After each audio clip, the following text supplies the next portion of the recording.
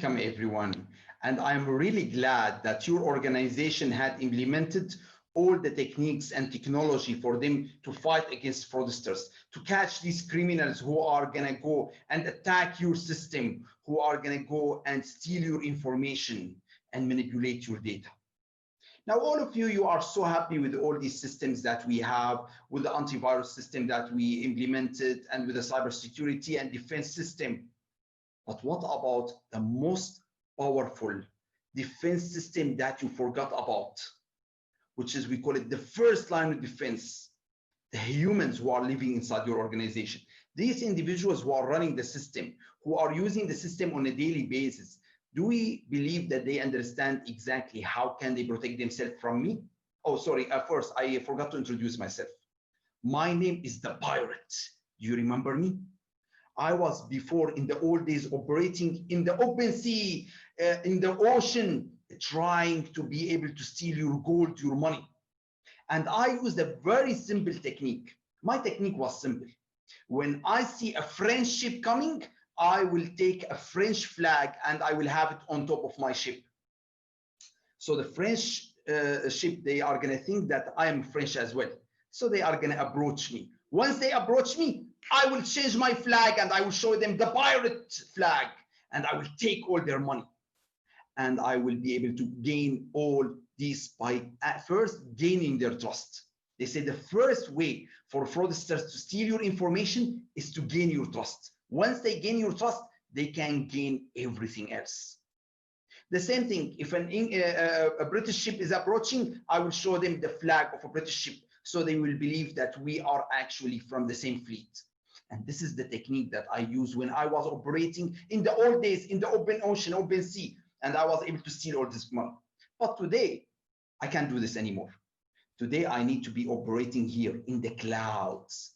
I need to be able to steal your information by going and tricking, manipulating the individuals who are inside your organization, and by showing them completely different face.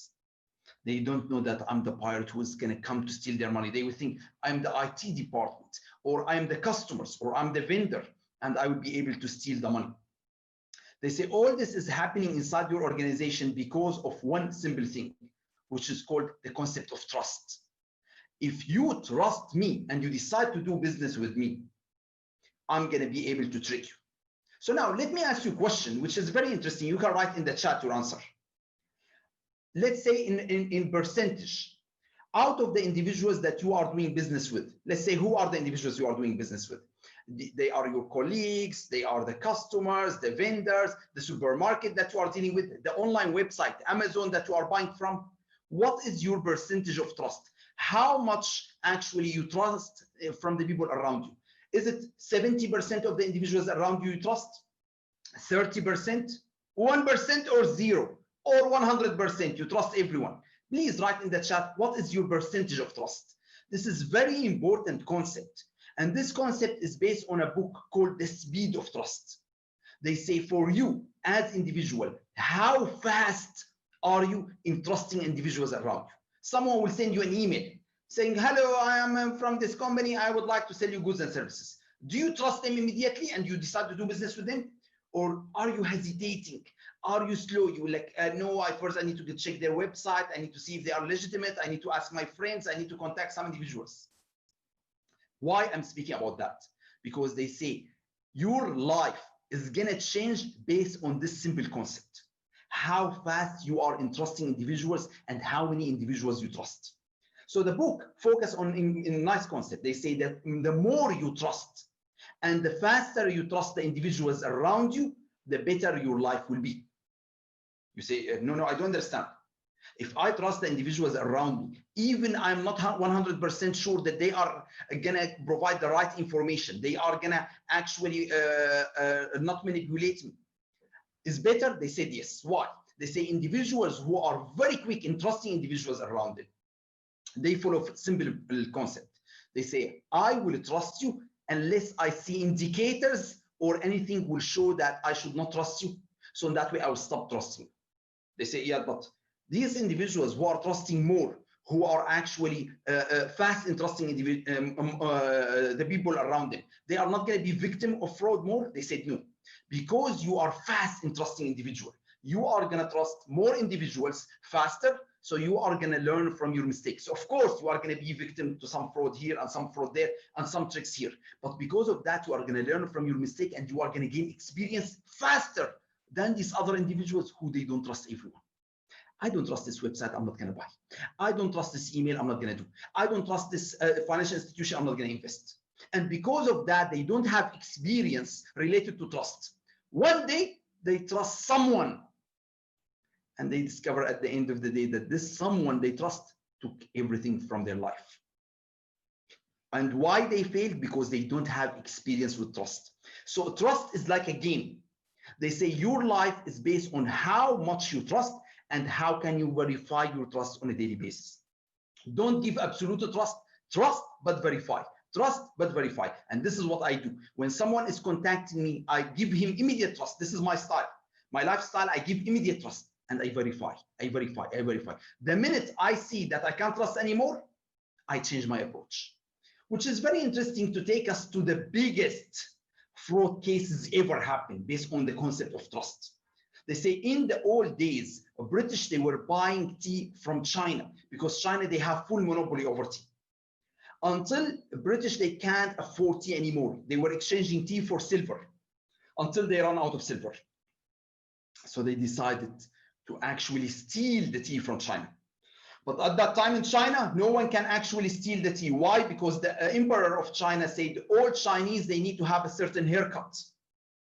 And this will unify all the Chinese together. So the British, they decided to send a Scottish guy, his name Mr. Fortune. Look at him. He doesn't look like Chinese. So if he's gonna enter, they are gonna ask him, sir, do you have a permission from the emperor? If not, they will kill him, or they will deny his entry. So what he decided to do? He decided to use a very simple concept. He decided to manipulate their trust, to gain their trust. How he was able to do this? By changing her haircut. He said, look at my haircut. Now I have a Chinese haircut. They said, yes, you have a Chinese haircut, but what about your face? Your face doesn't look Chinese. He said, no, you don't understand. I'm Chinese from behind the Great Wall. You don't know that there are other Chinese living behind the Great Wall. They don't look like you, and I'm one of them. So the individuals, they say, oh yeah, maybe this is correct. We never been outside the Great Wall. So they trusted him and they allowed him to live in China. For years, he was able to collect more than 20,000 seeds and figure out all the techniques of converting the tea leaves into something we can drink. He took all his knowledge and he went to India and they created the tea largest plantation. We call it Lipton. And they changed the name of the tea from Chinese tea to English breakfast. And this is all about the concept of trust. They say if you have the most powerful defensive system, if you have all these controls and system and IT solutions, but you don't teach your first line of defense, humans are the weakest control. So how can we ensure that they are working for you? So what is the concept that we are discussing here today? We are speaking about a very simple concept called social engineering. The definition of social engineering is the use of deception to manipulate individuals. It's all about how can I use your emotions, my social skills to manipulate you to trust me, to manipulate you so you give me your username and password, to manipulate you so you can give me the money. And this is a technique. These are skills that fraudsters, they are so good at manipulating someone into giving them this information. And we always wonder, social engineering is not about IT, where someone says, social engineering is someone sending you an email. No, social engineering is a way of life. If you are in life and someone can in life manipulate you for you to make a decision that you believe is the decision that you made, but actually a decision they made you do, this is what we call it social engineering. And it can happen in everything. So be careful, because these individuals who are around you, they can use it against you in so many ways. And sometimes you will never know that someone is using social engineering. When you are going to buy products, someone may use social engineering to trick you to buy that product. When you are going for a job interview, you say, a job interview, how can someone manipulate job interviews using social engineering? Let's watch and see. Mr. Goodman. What makes you think you're qualified for this job? Oh! Ah! Stop punching me! Not punching Please, me. sir, no!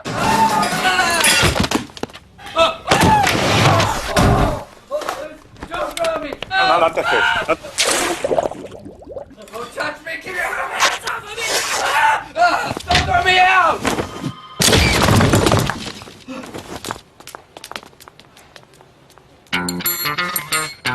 Next. Here it is, huh? Get it? It's time, gotta get in the groove. It's easy, just let your body move. I'm a love guru.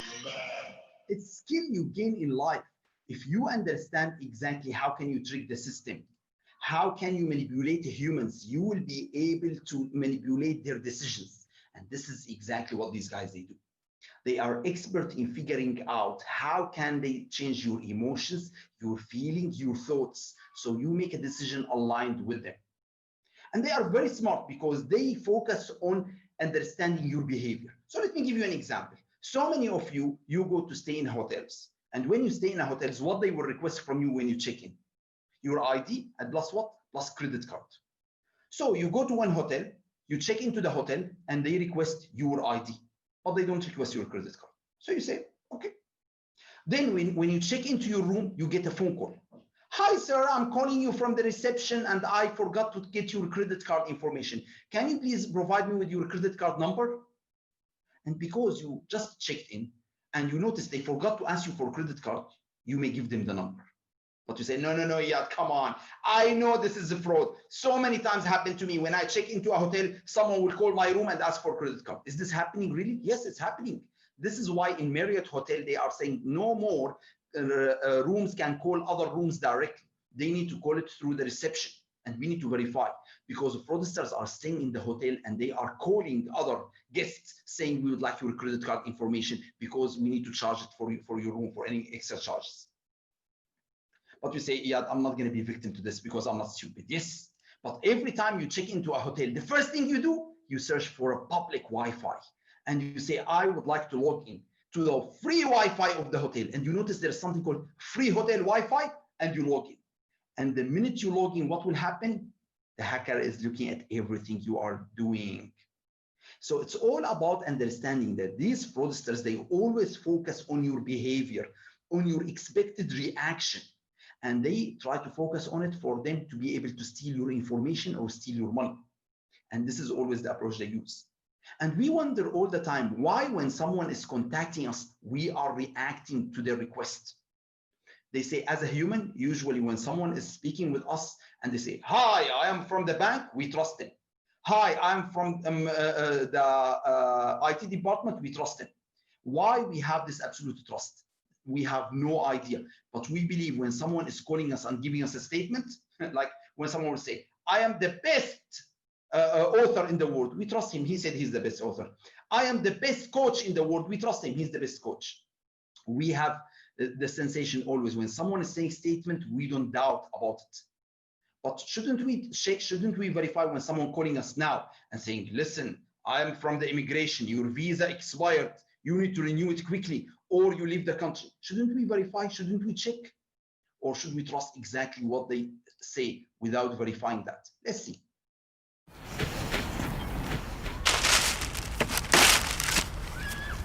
Hi, Mrs. Walker? Yes? Hi, Mrs. Walker. I'm from your bank.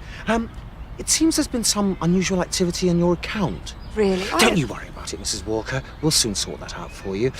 Before we continue, I just want to go through some security questions with you. Oh, yes, of course. Okay, can you please tell me your password? Normally you only ask for 2 digits. But due to the nature of the circumstances, I'm afraid we're going to have to go with a slightly higher security clearance. Oh, yes, of course, sorry. 723-327. What I'm going to do is I'm just going to put you on hold for a little moment, and we'll get this all sorted out for you. Is that okay? Oh, yes, it's fine.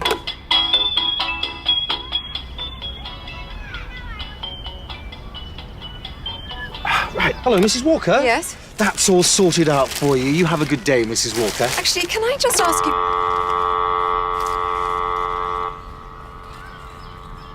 You wouldn't give your information to a stranger. Don't do it over the phone. For advice and guidance on keeping your details safe, visit actionfraud.police.uk.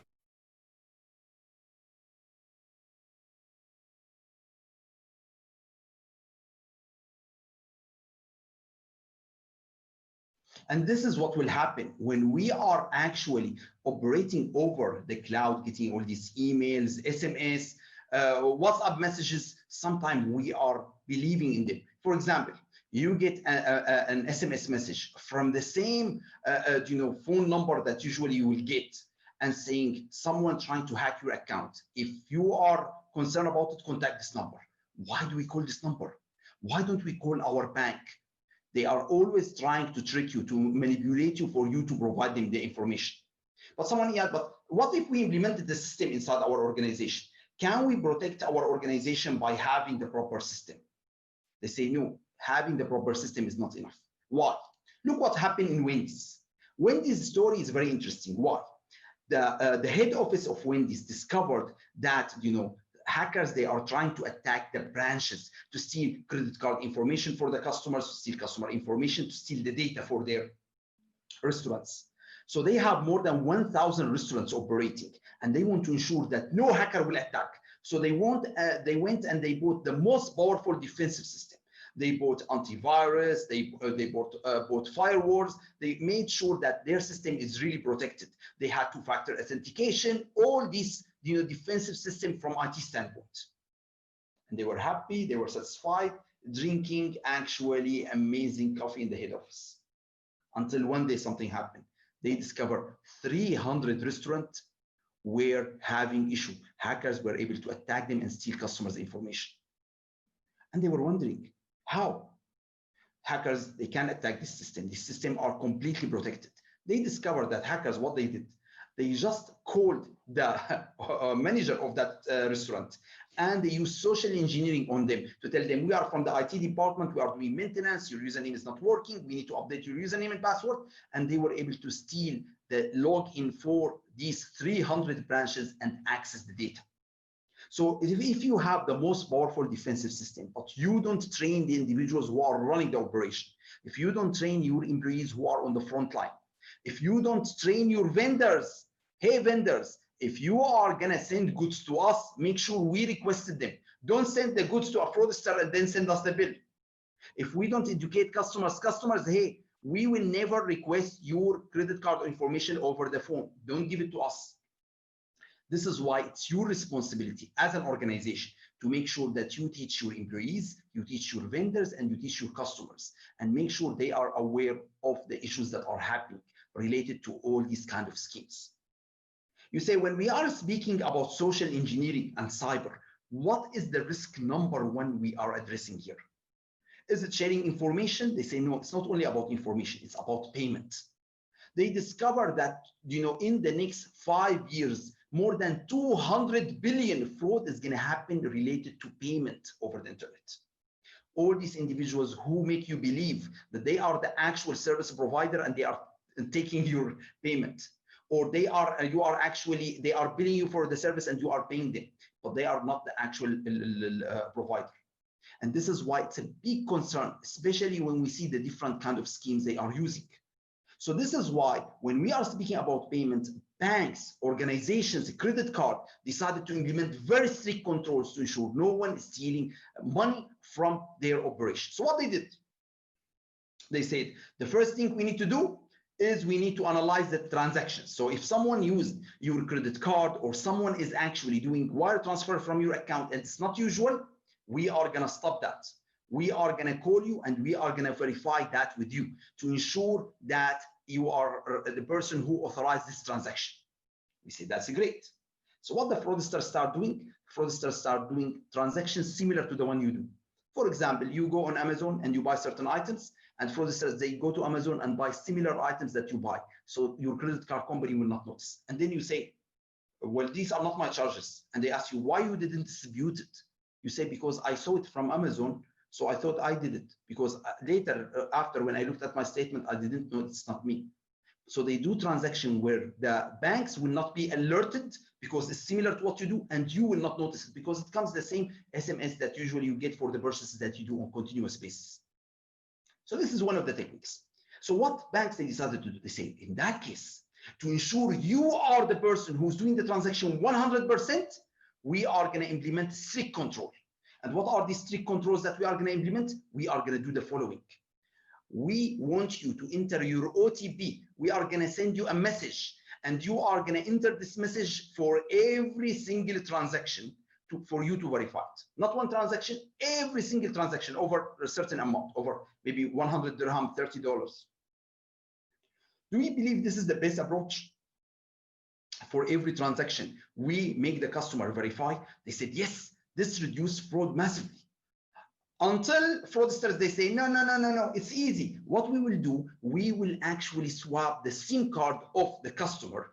And in that way, we can go do the wire transfer or do the payment. And we are going to get the message because now we have his SIM card and we can actually approve this transaction. So now banks and credit card companies went crazy. They say, now what can we do? If the person can swap the SIM card for the customer, now they will get the OTP. They say, maybe we need to find a better approach to ensure that no one is going to actually do this kind of fraud. So Emirates NBD, they said, we have an amazing concept. Forget about the SIM. We are not going to send OTP to the SIM anymore. What we are going to do, we are going to send the OTP to a special application. So any customer will download something called Smart Pass from Emirates NBD on their mobile devices. And every time they do a transaction, we will send them the code. And this code is valid for 1 minute. They need to log into their application on their mobile devices, and they enter the code and they verify the transaction. Wow. In that case, if someone actually went and took your SIM card, they will not be able to take your money. What do you think? You tell me in the chat, how amazing is this solution? They eliminated the risk of someone doing SIM swap, because the amount of fraud happening in SIM swap, especially in the Middle East, was unbelievable. That was an amazing solution. All of us, we believe so, until one lady came and she said, oh, someone took my money. We were like, how? We are not sending you SMS anymore. He didn't swap your SIM. How he took your money? She said, I don't know. So when we went and we investigated the issue, we discovered that the hacker called her and said he's from IT and was able to get her information to activate the Smart Pass on his mobile device, not her mobile device. And after that, he was able to do the transaction and confirm it with the PIN that we have. And now she's victim for fraud again. Oh my God. So every time we implement more advanced technological solution, we come up with an issue that fraudsters are not concerned about the technology you are implementing. They are always targeting the individuals who are running the operation, the human side of your business. So Emirates NBD, they say, what can we do? If we went to the most advanced technology that we have, and we made sure customers are operating on it, but actually customers are sharing their username and password with someone else, what can we do to make sure this is not going to happen? They say the way for us to move forward is not by implementing more system, not by investing in more technology, is by investing in awareness. We need to create awareness for the customers to make sure they understand that what they are doing is not acceptable. For them, they need to understand what is the proper approach for them when they are doing their transaction. But how can we do this? Should we send a message, an email to them? Should we do an online brochure? Should we invite them to a workshop? They said, no, customers, they are not going to listen.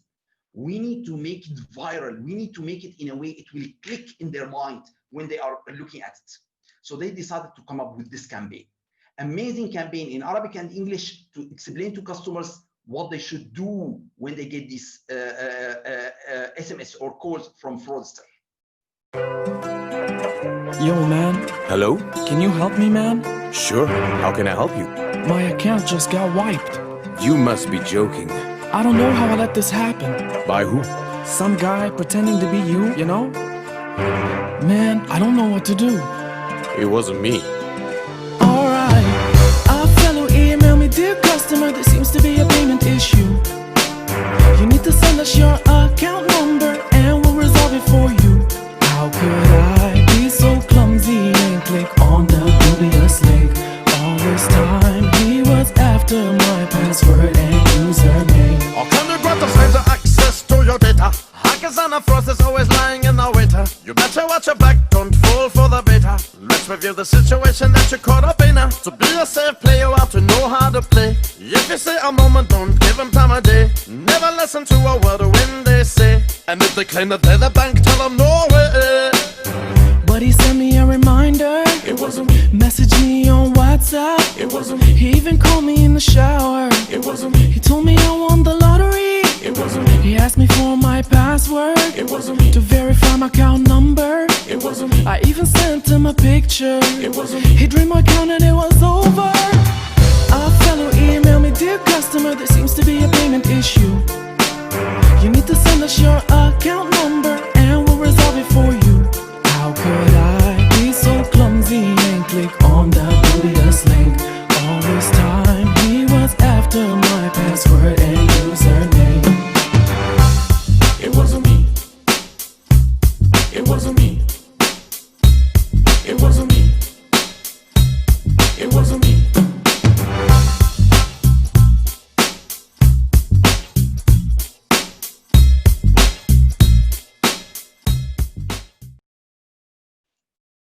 This is exactly what we need to do. We need to increase the awareness. We need to make sure everyone is aware of exactly what's going on. But the big question that we need all of us to ask, do we have the proper security from us? The meaning, are you activating your two-factor authentication on your devices when you are using them? Or are you using the same password over and over? So if I get one of your passwords, I will be able to crack all your accounts. Now, let's be honest.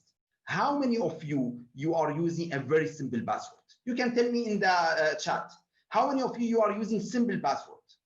How many of you are using something personal as your password? You can tell me in the chat. Let's see, by raise of your hand, any one of you are using a password that's related to one of your family member, maybe your son name, maybe your birth, date of birth. Just raise your hand if you are doing that. Any of you? Oh, I can see so many of you raise your hand. Good. So if I know your family names, family member names, or if I know your date of birth, I will be able to hack your account. Never answer a question when someone will ask you, do you have a simple password? Or what is the technology you are doing your password? Why? Because maybe he's a hacker and they are going to actually steal your password and they know exactly what they do. Look what happened when they went and they stopped with individuals in the street and they decide to ask them very simple questions. Can you tell us about your password? What is your password? Do you think these guys, they answered correctly, or they said, I'm not going to share my password? Let's see. Talking about cybersecurity today and how safe people's passwords are. What is one of your online passwords currently? It is my dog's name and the year I graduated from high school. Oh, what kind of dog do you have? I have a Chihuahua Papillon. And what's his name? Jameson. Jameson. And where did you go to school? I went to school back in Greensburg, Pennsylvania. What school? Hempfield Area Senior High School. Oh, when did you graduate? In 2009. Oh, great. It's like my cat's name and then just like a random number. Okay. But, Has you had this cat for a while? yeah, she's my childhood pet. Aw. And what's her name? Her name is Jolie. Jolie. Mm-hmm. So like a password of yours would be Jolie and then a number. Yeah. Like number 1? Like my birthday. Oh, when is your birthday? June 12th. Oh, nice. And what year were you born? 95. Oh, great. So Jolie 6, 12, 95. Yes. Got it. Wow, we got her password. How amazing. So the big question, how come these individuals, they are not really concerned and they are sharing this information? Unfortunately, most of us, we are believing in this concept that the individuals around us, they are not going to harm us. The individuals who are calling us on the phone, sending us email, interacting with us, they are honest individuals. And unfortunately, sometimes we share information we should not share. Unfortunately, sometimes on social media, we publish information we should not publish. These are private information. These are sensitive information. Why are you sharing this information over social media? Why you are sharing this information so a pirate can come and snatch it and they can attack you? Never share information that you should not. But we are living in this culture of everyone sharing information. They are sharing where they live. They are sharing how much money they have. And they are sharing information about them. You heard this case that happened in Dubai last week. Last week is a big case. One lady, she is living in Dubai and she saw the situation that happened in Corona and she needed a maid So she went to social media and she said, I need mate. She went on Instagram, she went on Facebook. So one organization contacted her and said, we want a maid, we have a maid for you. It's going to cost you 40,000, but don't worry. First, you give us the 10,000 just for us to pay for her visa and for her travel trip, and then you can pay the rest. She said, amazing, thank you so much for being fast. In 10 minutes, they responded to her. She wired them the money, then she discovered they are fraudsters. There is no company, there is nothing. And this is what will happen. If you go share your needs and your dreams and your ambition and your goals and your achievement on social media, on the internet, hackers, they are going to go after you. They are going to try to use the social engineering techniques for them to attack you. And you are going to be the victim at the end. Stop sharing information with strangers you don't know. Stop sharing information with me. I have individuals who will come and share information with me. I have a situation where one time someone called me and he said, hello. I said, hi. He said, you teach with the Association of Certified Fraud Examiner? I said, yes. He said, I have a fraud case in my organization I want to report. I said, why you are reporting fraud case to me? Please don't say anything. So this is why we have this idea of we can trust someone we don't know and we can share sensitive information with them. This is the dangerous thing. Trust, yes, but don't share information unless you can verify, you know this individual you are doing business with.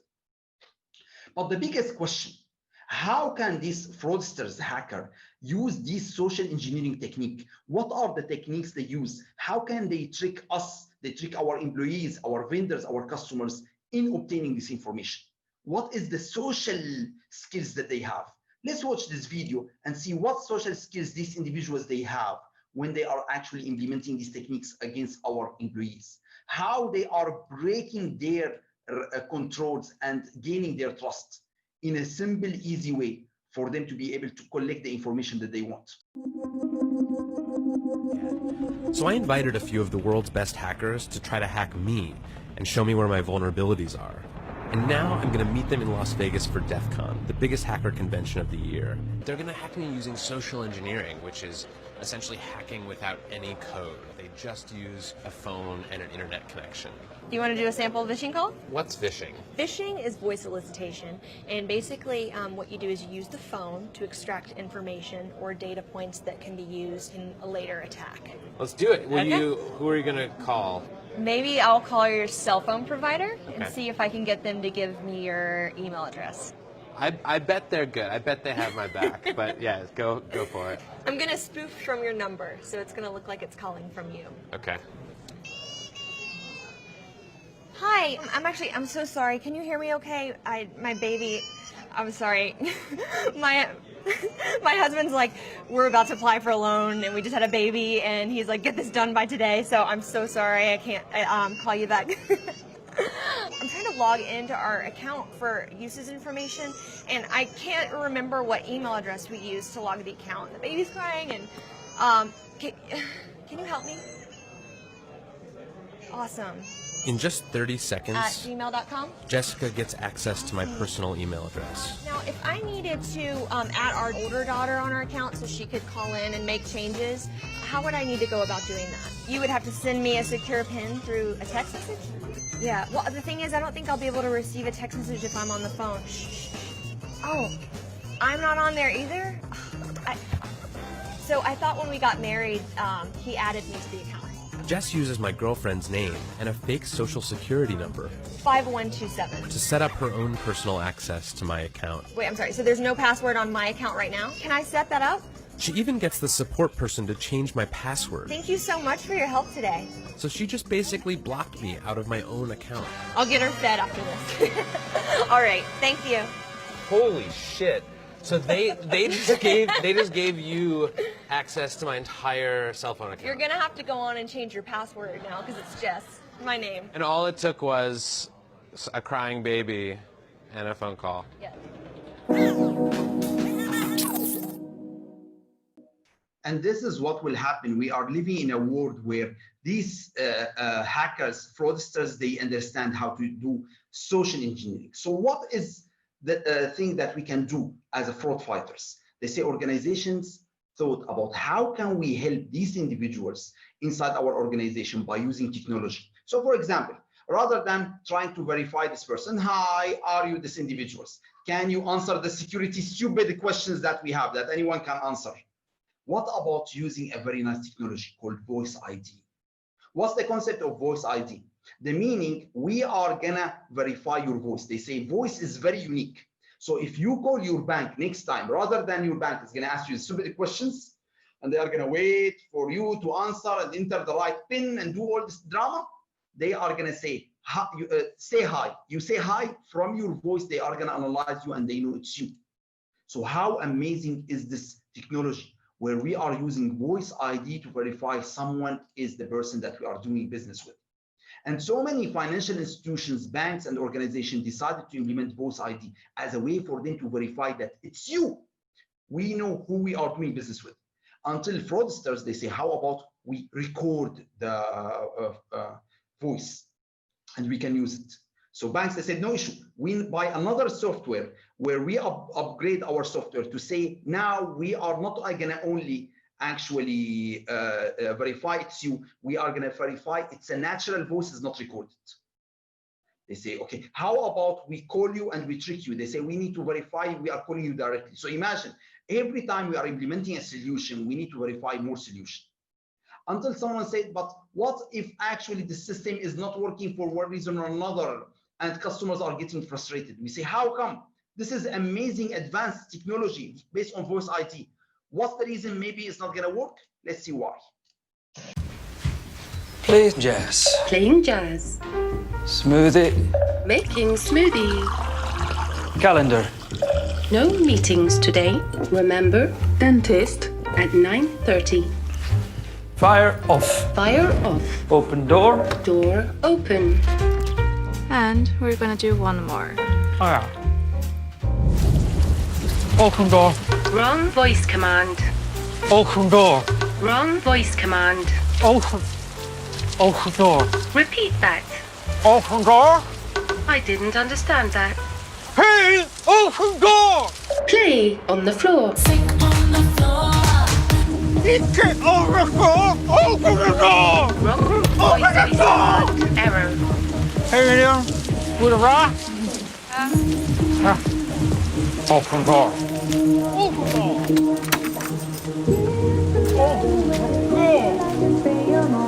Open door. Higher.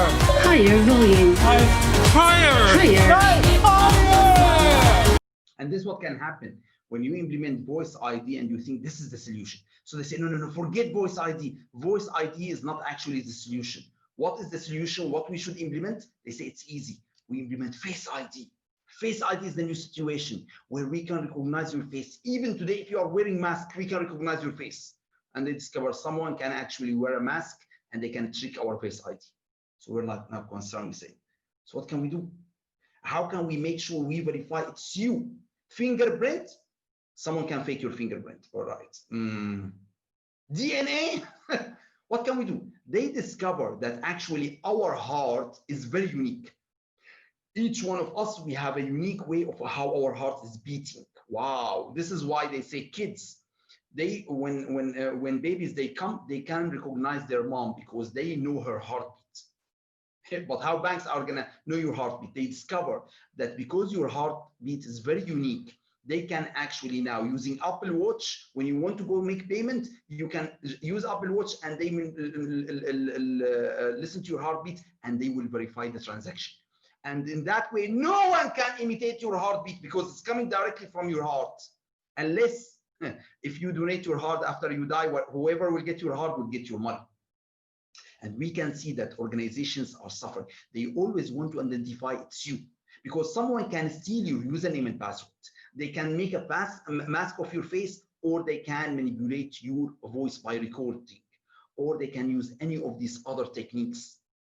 So what is the solution? What is the most advanced solution that organizations decided to use today? They decided to move to something called behavioral biometrics. Behavioral biometrics is based on a very nice concept that all of us, we do certain behaviors. The way you are gonna enter the numbers on your phone to unlock the phone, usually as a human being, you use your finger in certain way, in certain speed, in certain movements.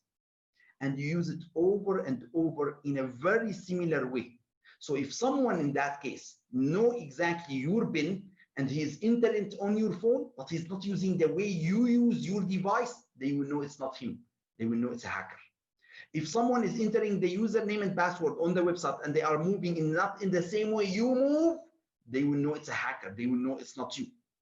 This is the most advanced technology that organization they said we need to use to fight against fraudsters. And this can verify who we are doing business with approximately with a very high accuracy rate.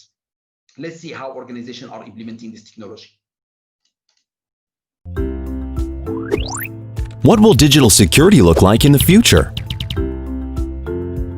Will it be more complex passwords? Maybe a retinal scan. How about tougher security questions like, what's your pet's maiden name? Even if this does prevent fraud, it doesn't protect the customer experience. At New Data Security, we've proven there's a better way. Our solution, New Detect, protects the customer experience by accurately verifying the user's digital identity. For us, the solution isn't just about thwarting a handful of fraudsters. It's about giving millions of customers a better experience by knowing who they are. Here's how we do it.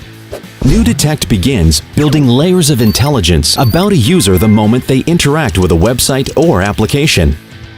New Detect profiles device, connection, and geolocation, passive biometrics and behavior, and billions of linkages to build a user's digital identity, looking beyond static data points to verify the user behind the device. New Detect analyzes users' behavioral biometrics, subtle things like how they type, the way they hold their device, even the way they press their screen. It captures and analyzes hundreds of these types of parameters, creating a digital identity that cannot be lost, stolen, or imitated. This allows New Detect to accurately verify the human in a digital world. Consider Ryan, who just flew to Vegas for an award ceremony. Even though he's logging in on a new device and on a different IP, New Detect knows it's him based on his unique digital identity. Little does Ryan know that he was a victim of a data breach last week, and now a fraudster is attempting to take over his account using his legitimate credentials. Luckily for Ryan, New Detect knows that this fraudster is not actually Ryan, so his account is safe. And that means when Ryan logs in to buy Broadway tickets in Vegas, he won't have to endure that annoying two-factor authentication because New Detect knows that Ryan is Ryan. Meanwhile, the guy who's not Ryan is having a really bad day. Now that's a good customer experience. New Data Security. Don't just stop fraud, improve customer experience.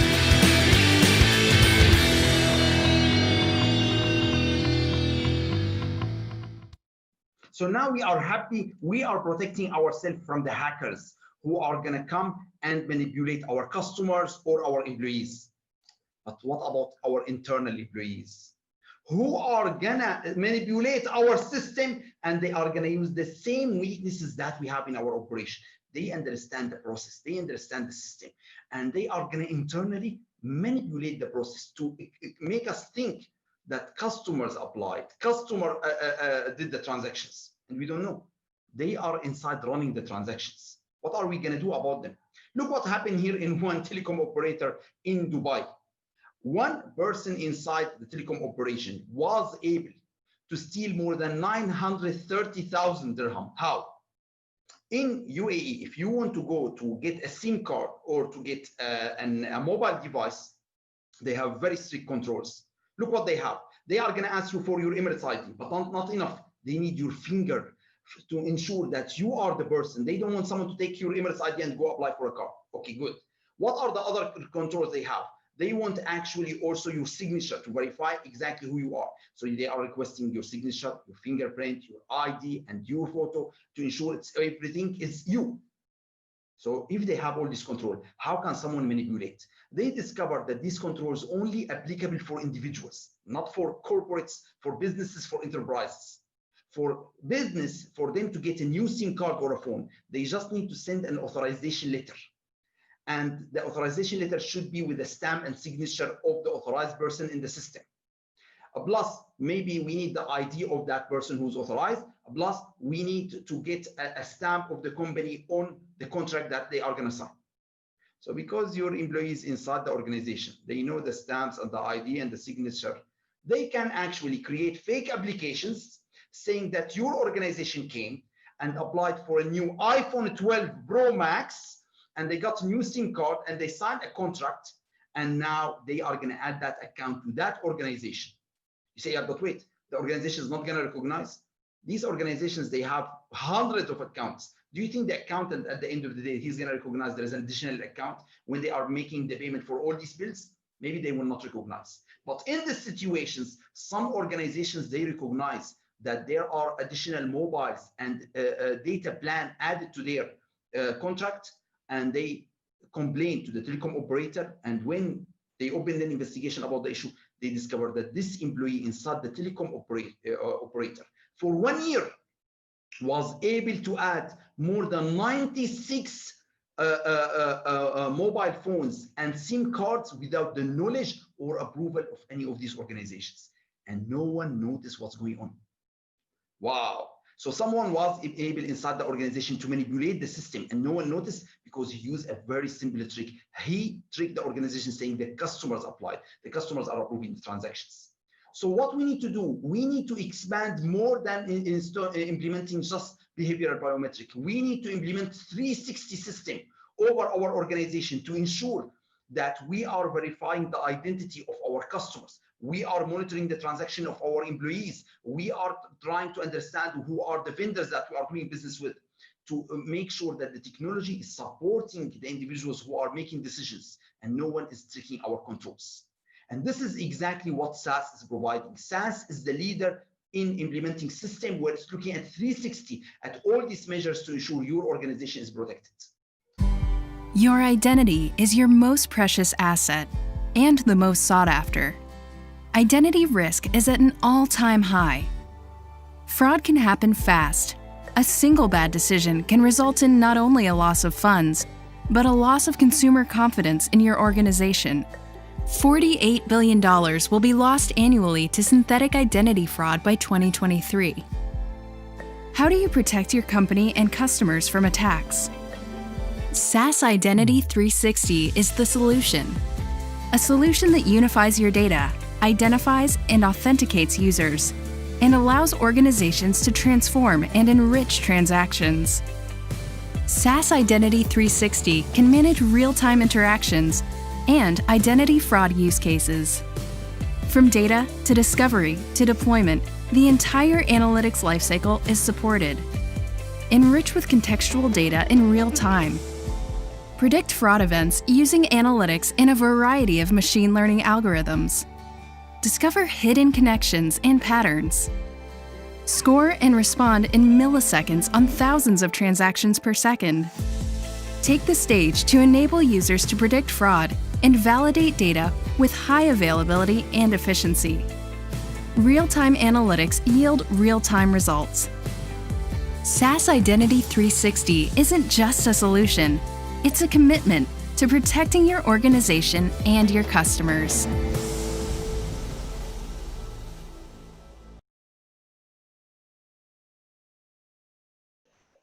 And we discovered in that case that it's not enough for human alone to have the awareness and to protect the system. We need to implement the system to work with us step by step to ensure that it is helping us in making these decisions. Why? There are so many factors for us to consider. Our brain is not going to say, okay, we need to consider this factor and that factor, and we need to verify this issue. Sometimes because these fraudsters, they are so good in manipulating our feelings and our way of thinking, we are going to be tricked.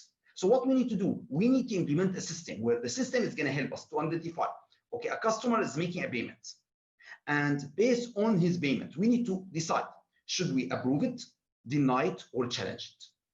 We are not going to do this by the system alone, because the system alone can make mistakes. We are not going to do this for us alone, because also we can make mistakes. We are going to use the system to guide us. You say, how this can happen?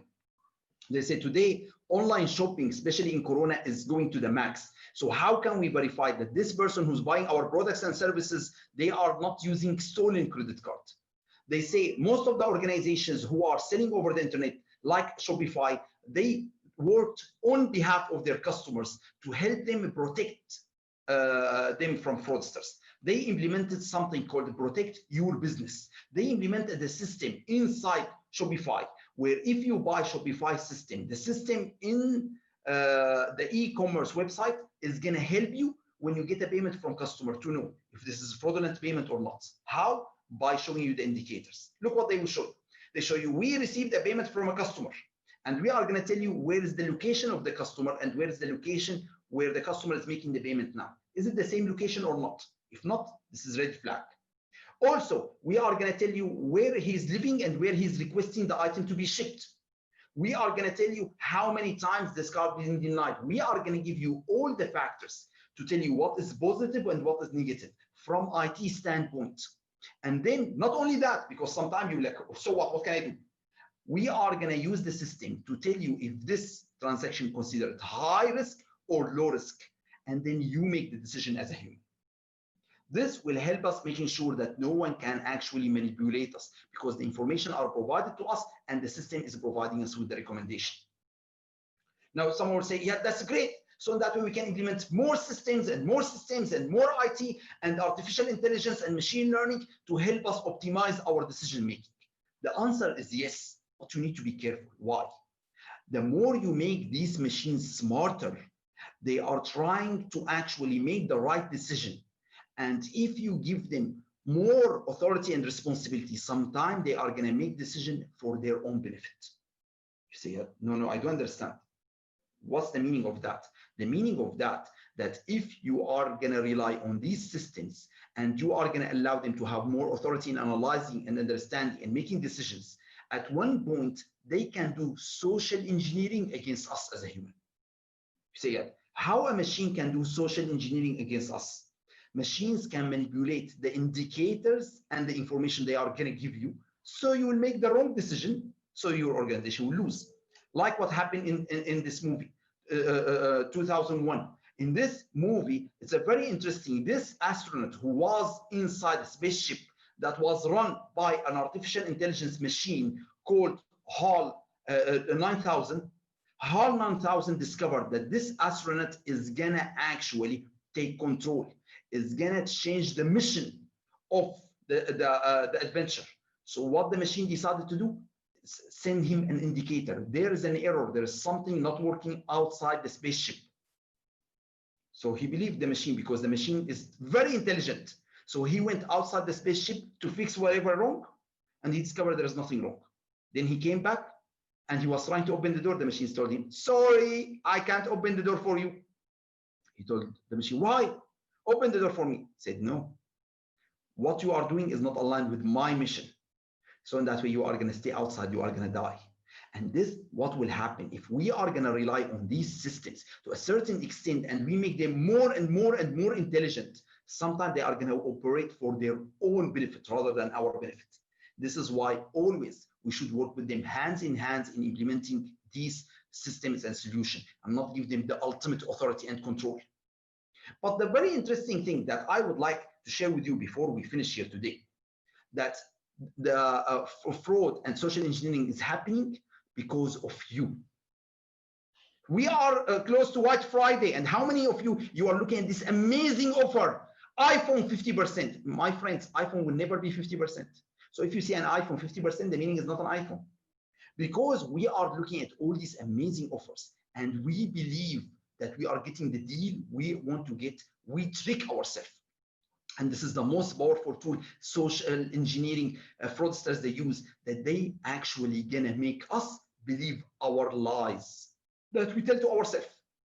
You say, yeah, how this can happen? This can happen when someone is showing you something that you believe is real, but actually it's a scam. How many of you go to a store and you see the design of the store and the store looks very chic and they say, look, this is a leather, original leather, and this is a brand that's coming from Brazil or from London. And you're like, wow, only because the name of the company said made in London, you believe, wow, it's something expensive, and you are gonna buy it. This is exactly what they do. They manipulate your way of thinking. So they can sell you something that's very cheap, very expensive, just by manipulating how you think about it. Let's see a very interesting social experiment to see, can someone manipulate us to buy something cheap at a very high price only because they make us feel it's expensive? Let's see. The experiment making headlines by the chain Payless Shoes. They held a grand opening of a luxury store with a different name but the same shoes, and charged hundreds more for those same shoes. Customers paid. Here's ABC's Kana Whitworth. Behold, Palessi. We built a fake luxury store in Los Angeles and filled it with Payless shoes.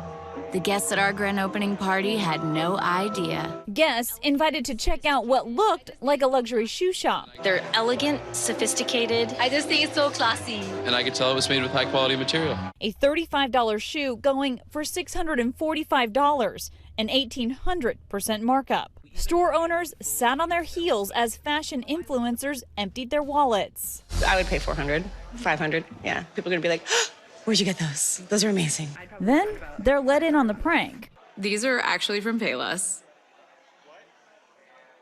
You've got to be kidding me. Shut up. Are you serious? But those shoppers were refunded their money and they got to keep the shoes. David, Payless calling it a provocative social experiment designed to challenge today's image-conscious culture. Either way, it was an effective PR stunt. Yeah. David. Clearly a marketing ploy, but they paid. Kana, thank you. And this is what will happen.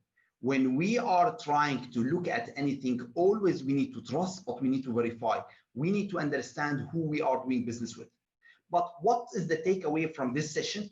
That we need to understand that all these concepts and knowledge you gain is great, but you need to implement. You need to go back to your life and you need to make your family members aware of these schemes. You need to tell your kids, if you get a phone call from someone you don't know, you need to verify, you need to check. And you need, as well as inside your organization, to make sure everyone is aware. Change the password, make the password strong. Implement artificial intelligence system supporting your human intelligence. And make sure at the end of the day that you are always aware that fraudsters, they have the next big trick. So what is the next big trick? No one knows, but it's coming soon.